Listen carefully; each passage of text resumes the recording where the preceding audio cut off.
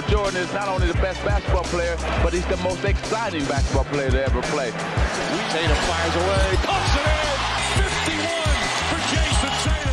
The Big Three NBA podcast is powered by Prize Picks, the exclusive daily fantasy partner of the CLNS Media Network. Hello, everyone. Welcome into this week's episode of the Big Three NBA podcast. Your usual crew, Kwani Lunis, Sherrod Blakely, Gary Washburn.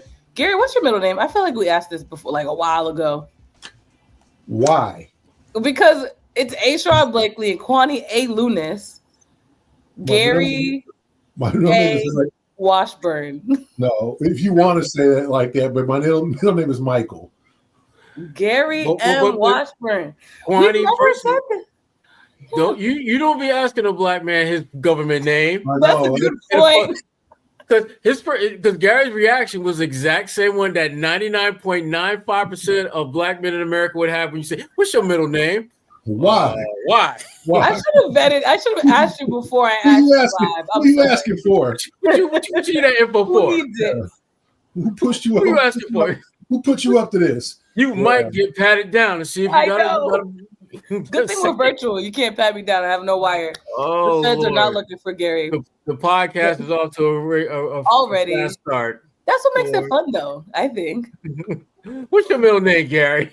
Yeah, no comment. He was not. I wasn't even expecting to ask that. As I said it, I was like, I don't think I've ever known his middle name. The more we know. Well, now all of our audience knows. I'm so sorry. Anyway, it's okay, Miss Lunis. That is Miss Lunis to you.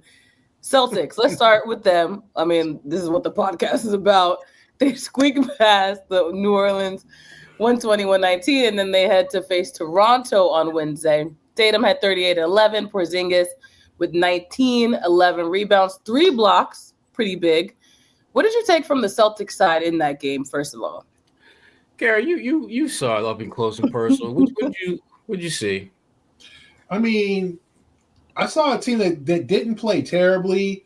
They just botched a lot of plays in the fourth quarter that could have sealed it. They missed a lot of layups.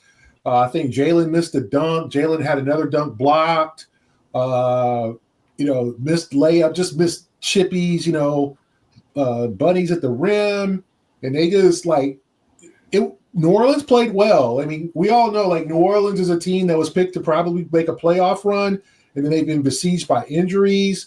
Brandon Ingram was out, but they had, for the first time all year, they had Zion, Trey Murphy, and DeJounte Murray playing. Those are 3 of their projected starters, along with McCollum and Ingram. So 3 of their 5 starters together for the first time all year. Mm-hmm. And Murray, who obviously kills the Celtics, he's on that list. He's on the Ish Smith list, guys who kill the Celtics.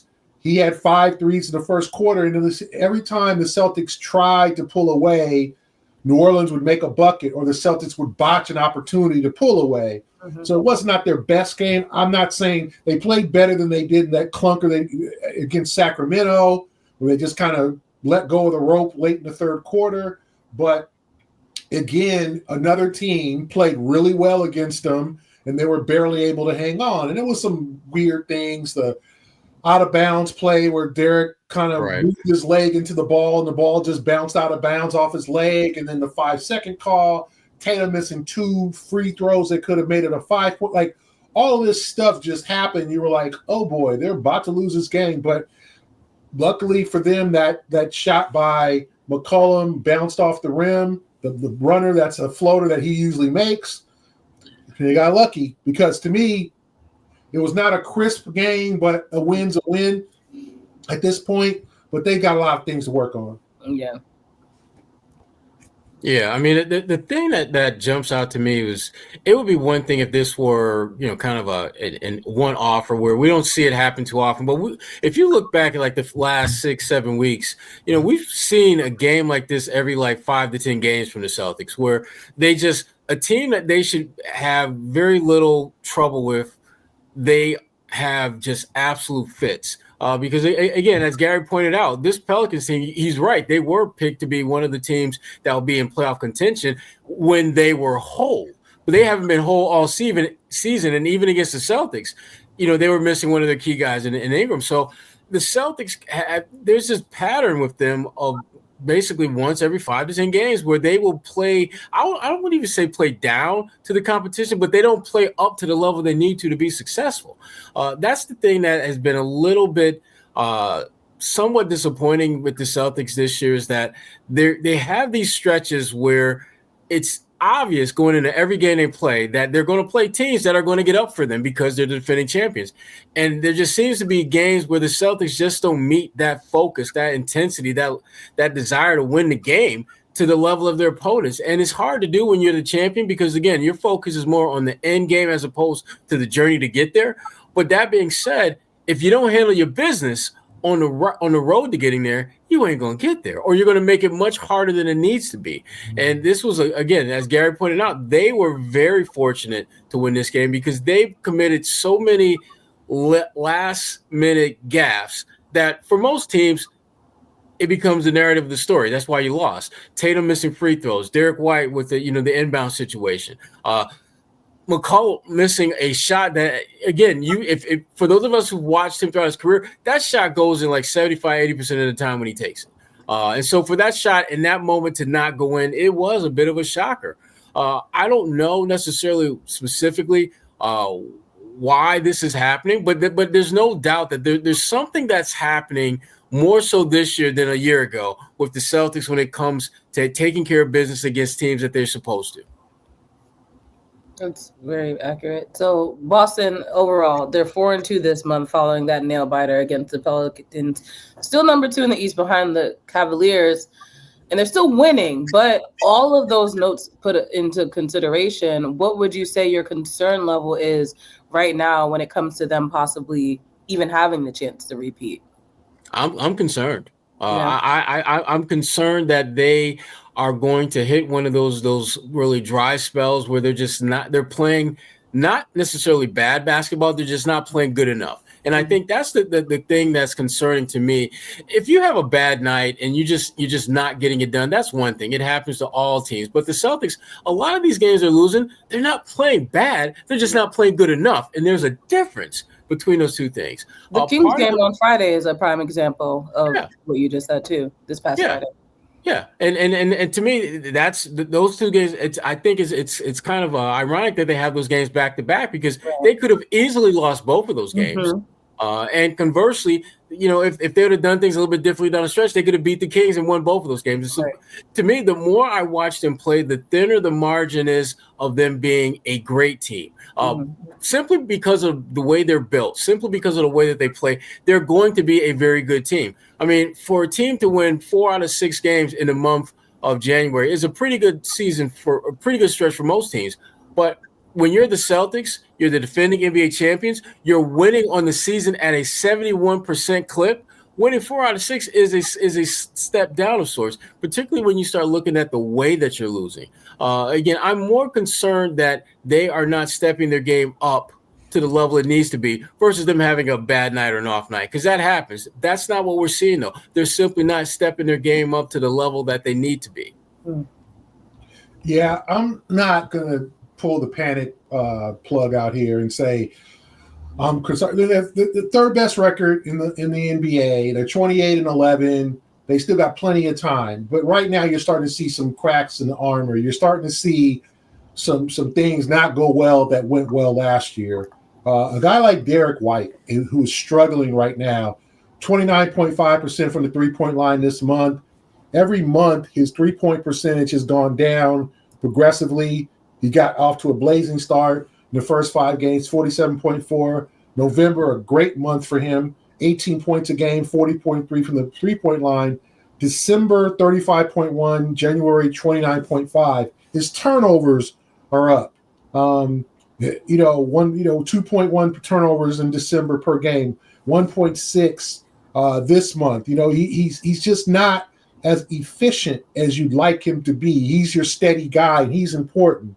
Porzingis is admittedly not played his best ball, 7 for 19 the other night. He's got to start, hitting threes when he takes them, and I think he's been okay with that, but also hitting those mid-range jumpers, hitting those short J's when he gets that positioning, as opposed to in addition to scoring at the rim. He needs to be more efficient.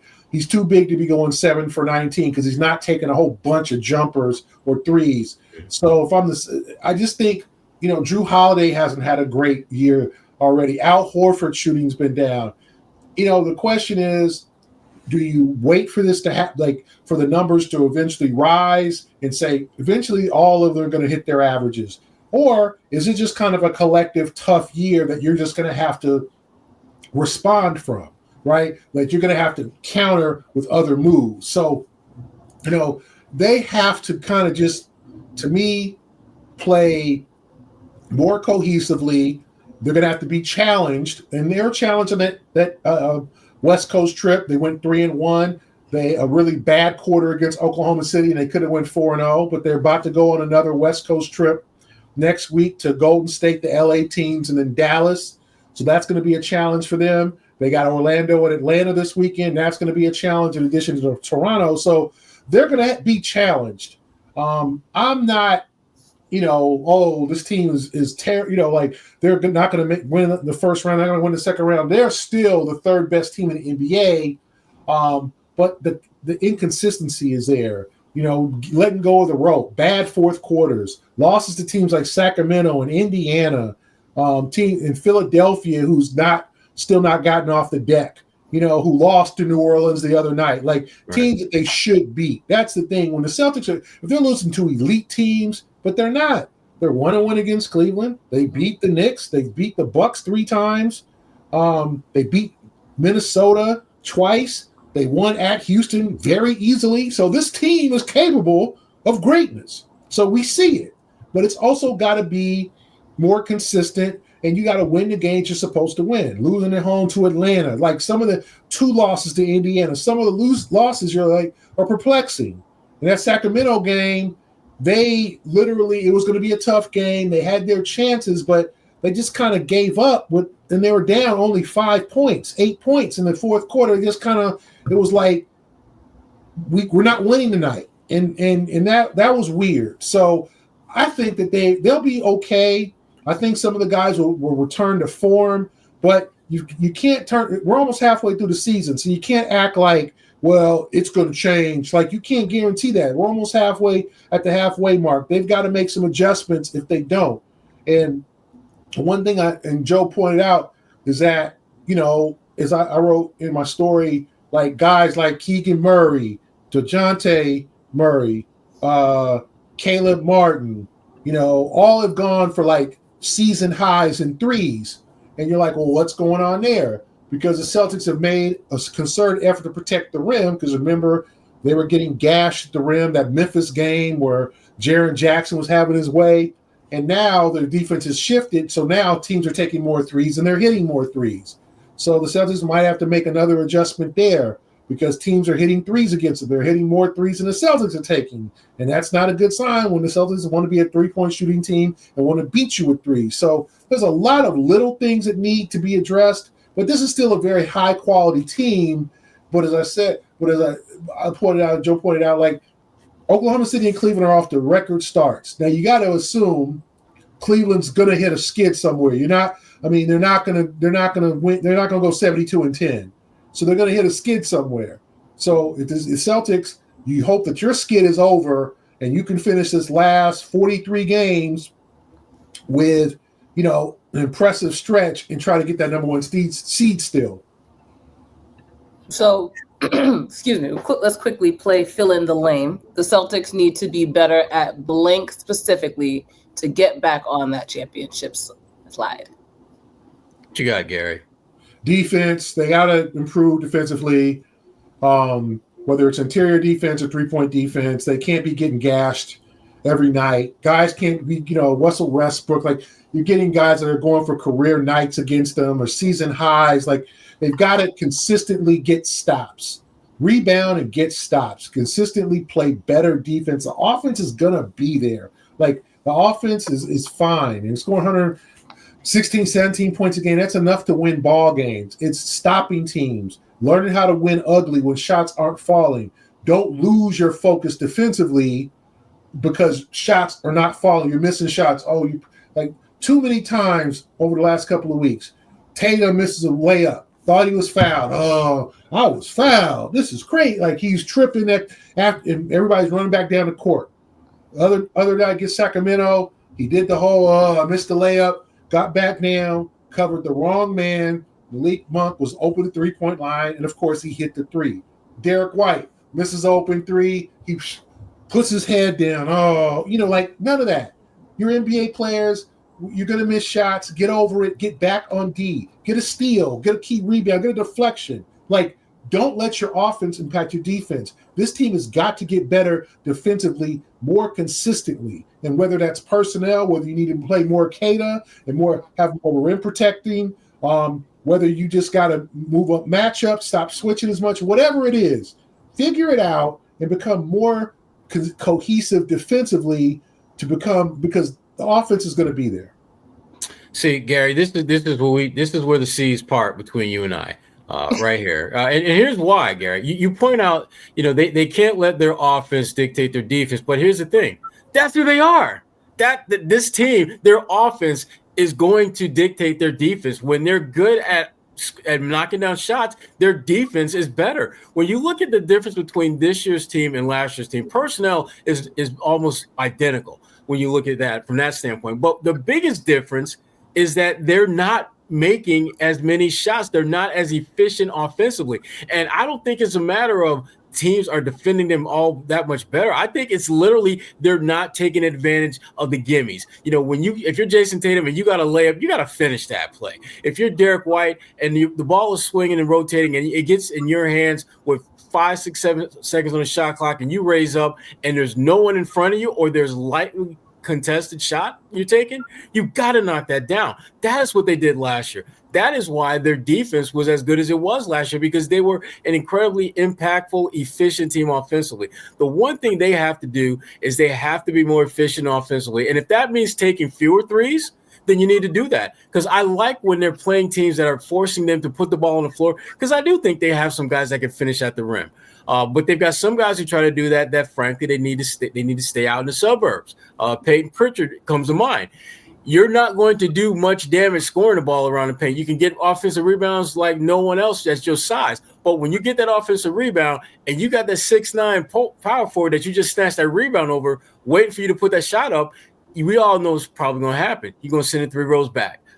So they need to become a more efficient offensive team so that defense, I think, can be better, because that was the blueprint for success a year ago. And frankly, I think that's going to be the blueprint for them to win another title. And the good thing, and Gary, as you pointed out, there's a lot of time left in the season. And there's plenty of time for them to find that balance between being more efficient offensively while elevating their play at the defensive end of the floor. But to me, they have to start making the shots that they're supposed to make, not the shots that they want to make, the ones they're supposed to.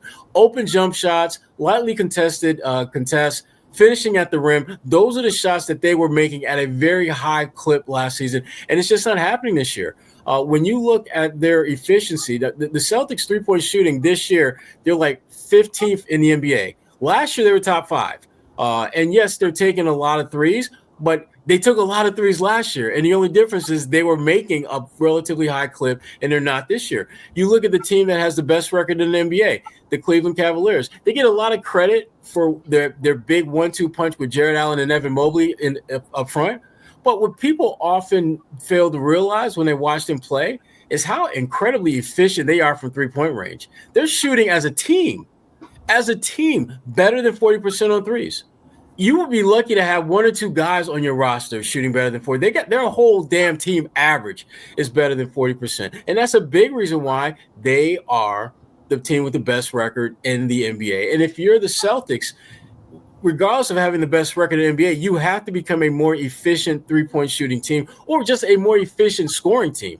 If teams are going to take away those lightly contested or wide open threes that you like to take. So before we go any further, Kwani, I want to give a quick shout out to our good friends at Prize Picks. Again, it's the best place to get real Money sports action. They've got over more than 10 million members and billions of dollars in awarded winnings. PrizePicks has made daily fantasy sports accessible to all. You just pick more or less on at least 2 players for a shot to win up to 1,000 times your cash. Run your game all season long on PrizePicks, which is America's #1 daily fantasy sports app. And again, with basketball season heating up, PrizePicks is the best place to get real money action while watching your favorite sports teams play. They've also got plenty of amazing offers, such as Taco Tuesday, which is where your PrizePicks discounts select player projections up to 25% to provide even more value for your lineups. So again, just sign up today and get $50 instantly when you play $5. You don't even need to win to receive the $50 bonus. It's guaranteed. Again, it's the best way to win real money this basketball season. And if you want in, all you got to do is download the app today. Use code CLNS to get $50 instantly after you play your first $5 lineup. Again, that's code CLNS to get $50 instantly after you play your first $5 lineup. PrizePicks, run your game. All right. So looking ahead to the schedule, the Celtics, the next game they have is against Toronto. They sit at 13 in the East. Definitely another bad team that the Celtics could easily beat, knock on wood. But would that team better be off losing to Boston, or are they going to play up to the opponent and try to get a win for one? This game makes me a little nervous from the standpoint of it looks on paper like it should be an easy win, and it feels like it should be an easy win. The Celtics should be even more motivated just because of, just some of the inconsistencies we've seen from them. But it almost feels like it's too perfect a storm for them to go out there and blow them out. So I'm a little nervous about this game. To me, if you're the Celtics, you simply need to just raise your level of intensity to the level of your opponent. If you do that, you're going to win more times than not. You're going to win a lot of games. And if they do that, this game will be over quickly. But I'm not convinced that they're going to play with that type of focus and energy that they need to put this team away early. I should add that game is in Toronto as well. It's a tricky game because the first time the Celtics won in overtime against the Raptors on Jason Tatum's three-pointer. The last time they beat him by 50, it was a blowout. But like guys like R.J. Barrett, we're not in. I think now Toronto's getting close to fully healthy with Barrett, Emmanuel Quigley, Scotty Barnes. So they'll be a formidable opponent. They just beat the Warriors the other night at home. This is a team that, can play any kind of way. What I mean by that is they can look terrible or they can actually look like a quality team. It just depends on the night. So you don't know what to expect from Toronto. But the last thing you want as the Celtics is to walk in there thinking, oh, we got this. We beat this team by 50. This is going to be no problem. We're just going to slide through and get a dub and come on back home. Like, take this game seriously. You have 2 full days off.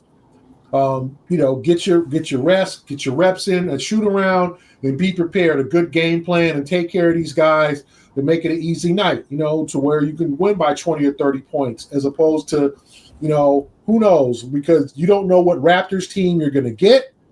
And what you don't want is to have a team that goes in there, the crowd gets into it, and they think, oh, we this is the biggest win of the season because teams are coming at Toronto. The Celtics. Teams are playing their best against the Celtics. But Toronto has been terrible. If I look at terrible. They've lost 16 out of the last 18 games. So if you're the Celtics, this should be a dub. Okay? But they've had some close losses. They lost to the Bulls by 1. They lost to the Knicks by 5. They lost to Dallas by 7. They're a team.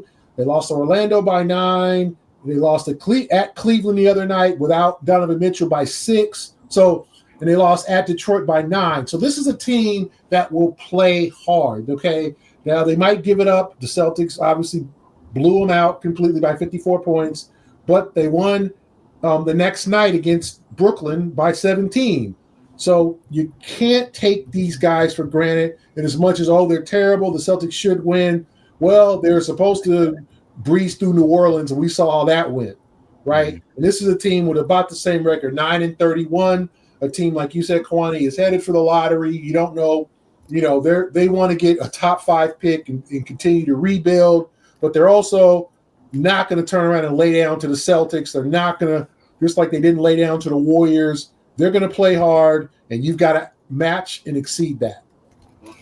Yep. On a slightly more fun note, the NBA on NBC is back. I don't know if you two got a chance to see the promo, starring one Jason Tatum, Giannis Antetokounmpo, Victor Wembanyama, but Tatum gets to basically get a tour of 30 Warrock and show off his hardware doing the commercial. But what do you guys think about the NBA? Other than us not hearing Hardball Rock, I don't know what's going on with that yet. But also, Jamal Crawford was announced on Tuesday to be a part of the NBA NBC broadcast. So how do you two feel about the nostalgia? I'm a 90s baby, so I didn't get to really live it, but obviously, and I'm biased, I do work for NBC, but it is iconic to have that. I was bag. I was wondering when Miss Lunis would drop that little nugget. Oh, by the way, that just so happens to be the folks who CTC. But even when I saw it on X, I was like, oh my gosh, it's such a good like with obviously the local factor for us is Tatum being in it, which his acting skills, I will say, have increased. He's getting better. He's getting way better. Whoever his acting coach is, you're doing a great job. he's getting lots of reps, so there's that. Yeah. No, I like them having it back. It'd be nice if they had it back earlier, but better late than never. I particularly wanted to talk about Jamal though. Jamal is one of my favorite players that I've dealt with. He's a genuinely good dude. One of the best dudes that you can. To me, Jamal is a throwback to a time. And Gary, I know you can understand where I'm coming from when I say this. When you could actually be a star player and you could be a beat reporter and you could actually have a civil conversation and talk about things that don't have anything to do with basketball, and no one is the player isn't worried about this being on social media XYZ 1 2 3, and the reporter, you can actually have conversations that actually have some substance to them. And Jamal, I've never covered him full time because he's never been on a team that I covered, but I've had many conversations with Jamal through the years, and again, conversations that have very little to do with basketball. Because again, Jamal is one of those guys that he's just good people. He's one of those guys that you knew once he retired, if you ran into him, downtown somewhere, you could have a conversation with him, and you literally would spend the majority of that conversation talking about anything but basketball.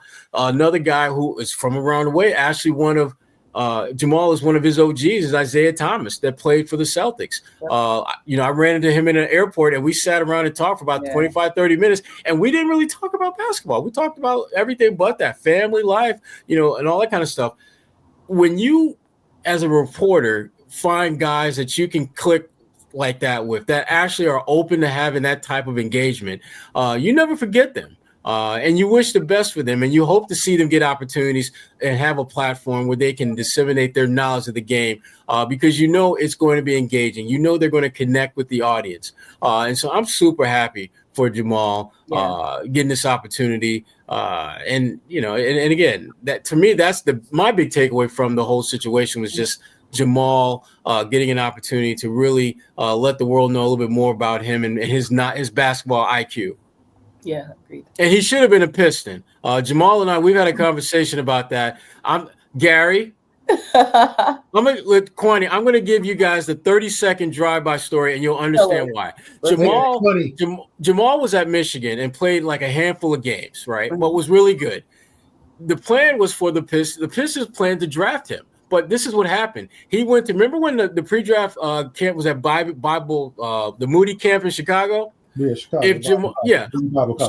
Yes. Jamal had the most amazing stretch of basketball there, where he went from a guy that it might have been a stretch to take him at 14. He became a top 10 pick. And so he went to Chicago with the number 8 pick.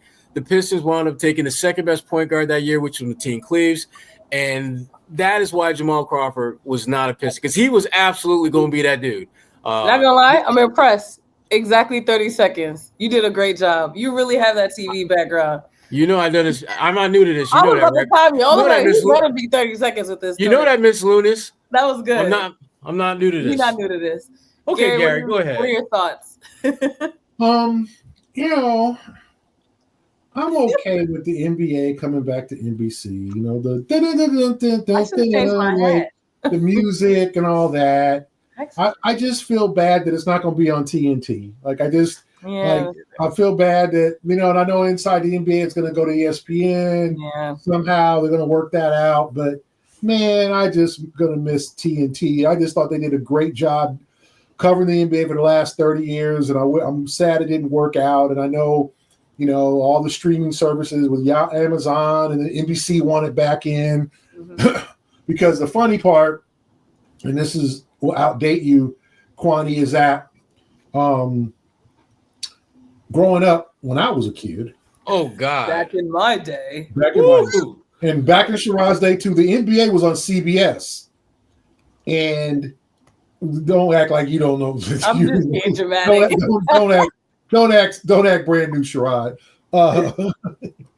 Man, that might have been before my time. But the NBA was on CBS, and so all the Magic and Bird matchups, all those great matchups, were all on CBS.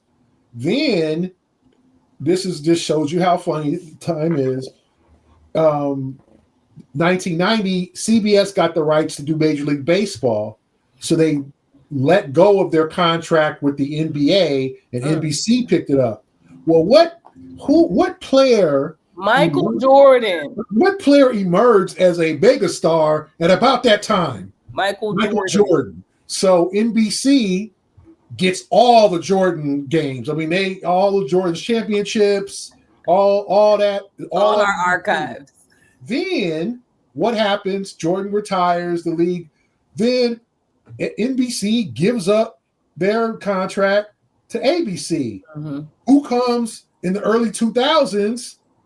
LeBron James. Exactly. And that's something. LeBron. Now, would NBC had kept the NBA if they knew LeBron was going to be this guy, the mega star? Because a few years earlier they had given it up, their rights to ABC. Dang, so who's going to be the star? Is it going to be Cooper Flag? Is Cooper the next? Who is going to be that star that carries NBC, the new NBC basketball? But we'll see how they do. I'm a big Jamal guy. I think he's intelligent. He's one of the more thoughtful guys in the NBA. He remembers your name. Like you said, he's one of those. Unfortunately now, man, it's a testament to our business. We can't. It's hard to get close to these guys anymore. Sometimes because they're protected by their teams in terms of interviews. And if you walk up to someone, well, do you want to talk to him? Okay, let me ask if it's okay to talk to him. Like in our day covering the league, Sherrod, you could just walk up to a dude in the locker and be, "What's up? Oh, what's up, man? Woo woo." If he didn't want to talk to you, you'd be like, "Oh, now I'm about to go shoot," or not. Okay, cool.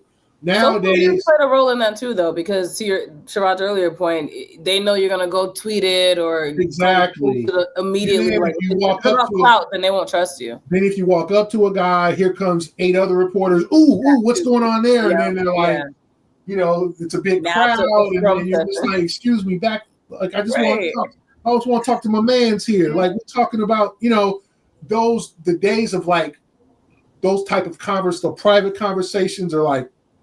The player telling you what's going on with the team, but between you and him, or like, those days have subsided substantially because of social media, because of the horde of people who are will follow you or whatever. And you like, oh, okay. I thought it was just me. Yeah, I thought it was just me. Damn, I'm just trying to like ask him something real quick.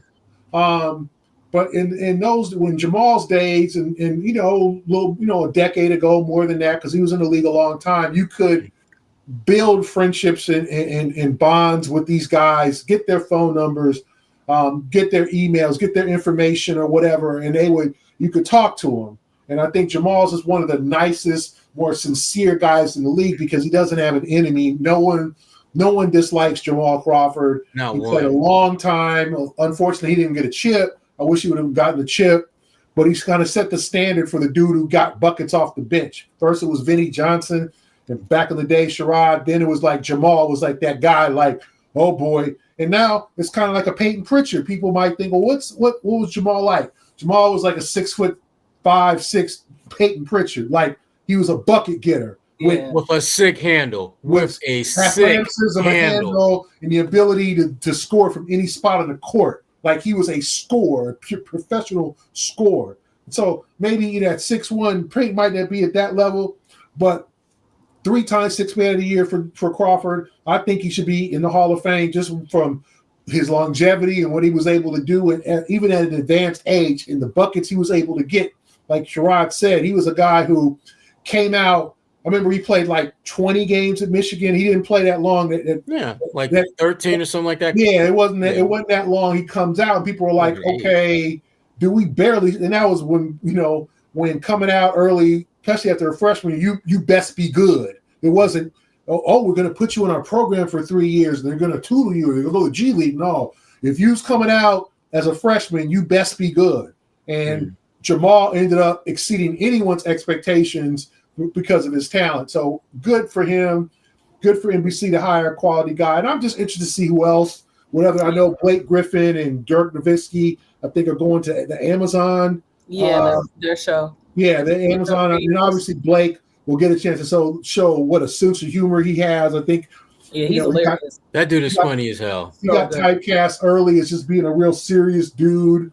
But he's kind of privately, if you don't. But he actually does comedy. Yeah, he's funny, and I think his career's over. He did all he could. He pushed all the buttons. I wish he was able to win a chip in Boston. It didn't work out for him, but it's good to see those guys. And Dirk is also a guy who's funny and very personable. So it's good to see these new guys get an opportunity. But I'm going to miss TNT. But I'm intrigued to see what Amazon and NBC do. The graphics, what they bring, the pregame shows, the postgame shows, the coverage. It's all new and it's all going to be exciting. Yes, it will. Before we go any further, I want to give a shout out to our good friends at Game Time, which has you covered with great ticket prices on all types of sporting events as well as concerts.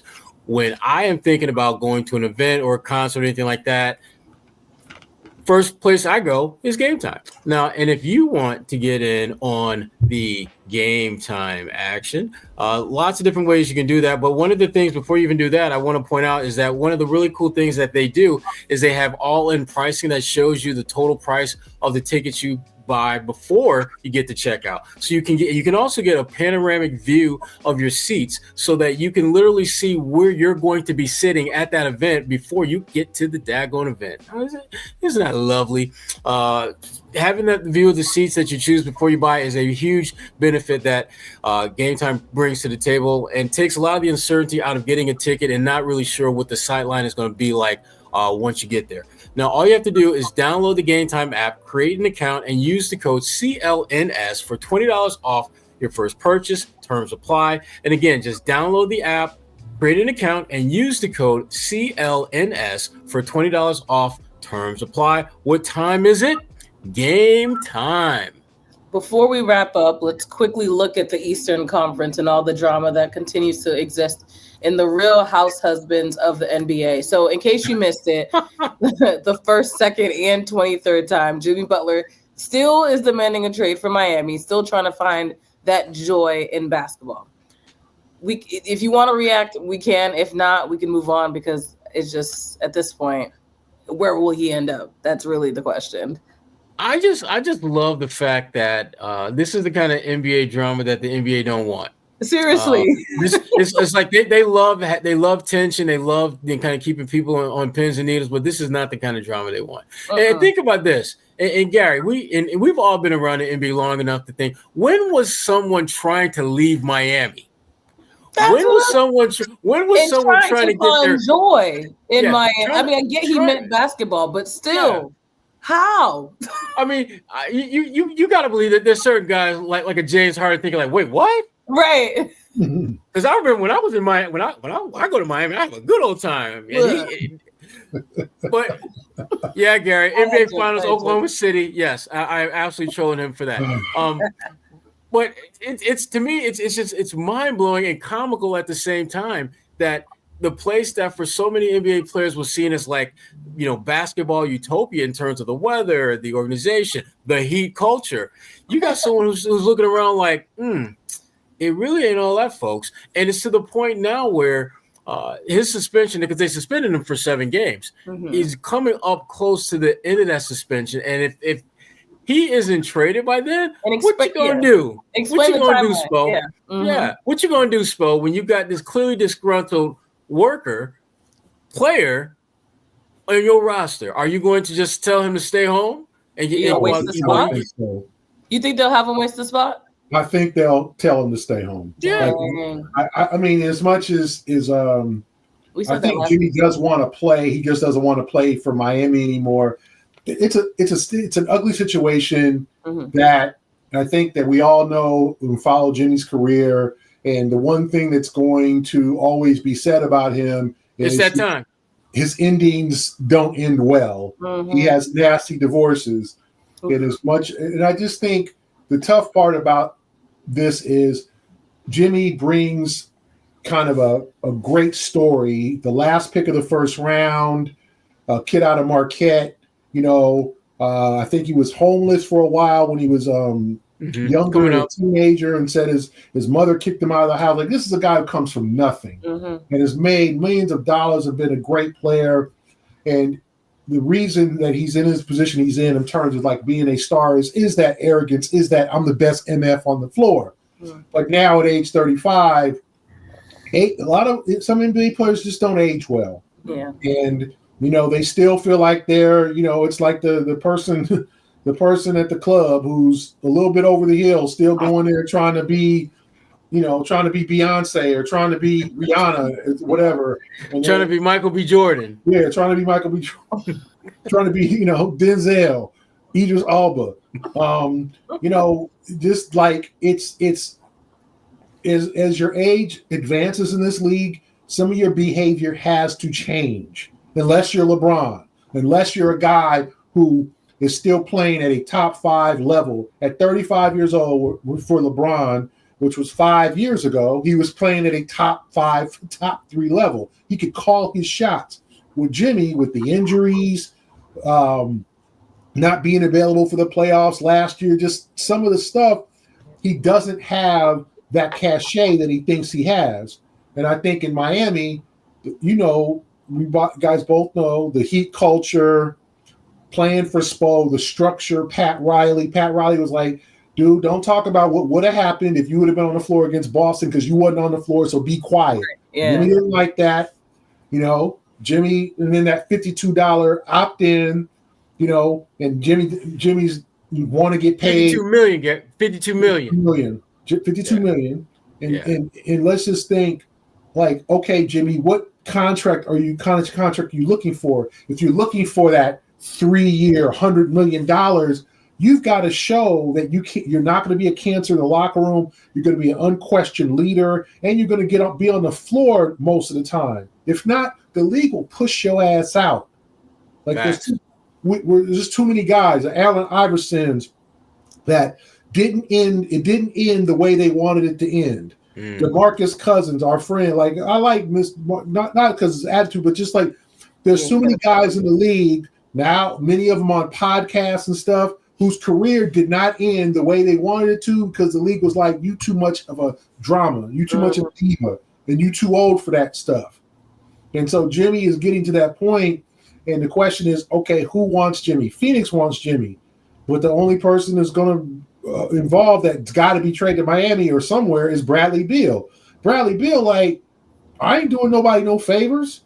Like, I'm not. What's in it for me? Yeah, I'm not trying to hook nobody up. He has a no trade clause. So why would Bradley make it easy for anybody unless a team comes in and says, Bradley, we really want you? Some people, we talked about this, Sherrod, before. Detroit, maybe. Does Detroit kind of make that move to say, listen, this is our year to not only make the playoffs, but get maybe a 5th seed or 4th seed to like really try to win a first round instead of doing the first round exit, but hey, we made the playoffs. Oh, we got a home game. No. Like Detroit might be looking at the East and going, besides like Cleveland and Boston and maybe the Knicks, who they beat the other night, who's better than us?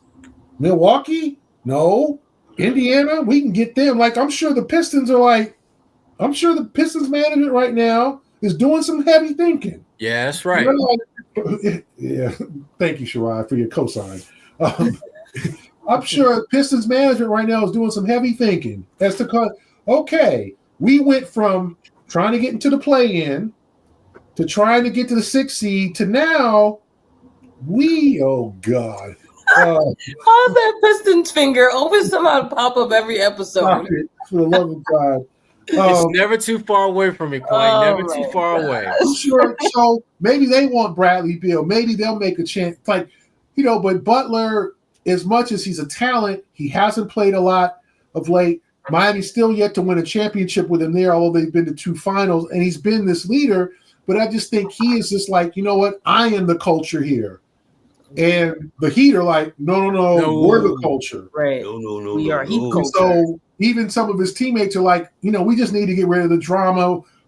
Tyler Hero said the other night, we're going to play with who's here. We got enough.